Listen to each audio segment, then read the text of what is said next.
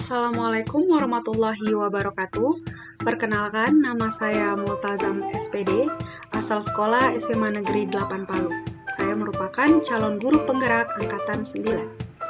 Hari ini, saya akan menampilkan sebuah video yang berisi tentang modul 1.1 kesimpulan dan refleksi untuk bagian koneksi antar materi. Mari kita sama-sama menyimak profil singkat Ki Hajar Dewantara. Ki Hajar Dewantara atau biasa disebut Raden Maswardi Suryaningrat adalah pelopor pendidikan di Indonesia yang lahir pada tanggal 2 Mei 1889. Pada zaman kolonial, pendidikan hanya terbatas pada kalangan tertentu. Kalangan masyarakat biasa diajarkan membaca, menulis, dan berhitung hanya untuk tujuan membantu perdagangan para pemilik kongsi atau pedagang Hindia.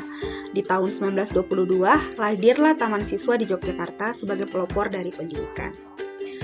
Pemikiran Ki Hajar Dewantara yang pertama adalah pendidikan adalah proses menuntun segala kekuatan kodrat yang ada pada anak-anak agar mereka dapat mencapai keselamatan dan kebahagiaan yang setinggi-tingginya.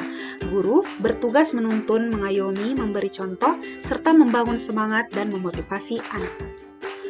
Selanjutnya, Ki Hajar Dewantara mengatakan bahwa pendidikan merupakan tempat persemaian benih-benih kebudayaan dalam masyarakat. Dalam hal ini, beliau mengibaratkan seorang pendidik atau guru sebagai petani atau tukang kebun yang berfungsi untuk menuntun tumbuh atau hidupnya suatu kekuatan kodrat yang ada pada anak sesuai dengan kodrat alam dan kodrat zamannya. Selanjutnya adalah refleksi mengenai pembelajaran di kelas sebelum mengenal modul 1.1. Yang pertama, saya meyakini kelas yang hening merupakan gambaran kegiatan belajar yang efektif.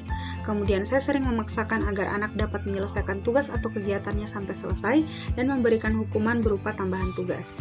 Kemudian, saya juga selalu melakukan kegiatan pembelajaran di dalam kelas dan lebih banyak mengerjakan tugas saat selesai menerima materi.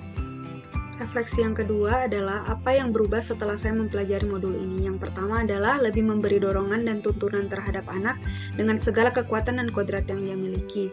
Kemudian, guru bertugas sebagai among yang menuntun kodrat anak yaitu kodrat alam dan kodrat zaman, di mana kodrat alam merupakan kemampuan atau potensi yang dimiliki anak sejak lahir dan guru hanya bertugas untuk mampu menonjolkan kemampuan tersebut, sehingga yang belum baik dapat dituntun menjadi baik dan yang sudah baik dituntut menjadi lebih baik.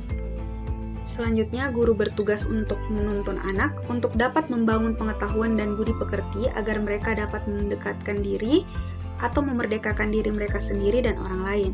Pendidikan juga harus menghargai keragaman, bahwasanya setiap anak mempunyai sifat yang unik, yang artinya mereka mempunyai kemampuan yang berbeda-beda antara satu dan yang lainnya. Tentunya karakteristik anak yang berbeda-beda tersebut tidaklah sama dalam penanganannya. Pertanyaan refleksi selanjutnya adalah apa yang dapat segera diterapkan lebih baik dalam kelas.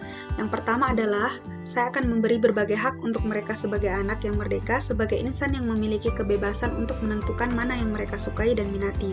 Saya juga akan memberikan tuntunan kepada setiap peserta didik untuk dapat mengekspresikan setiap pendapat mereka dengan cara yang baik pula.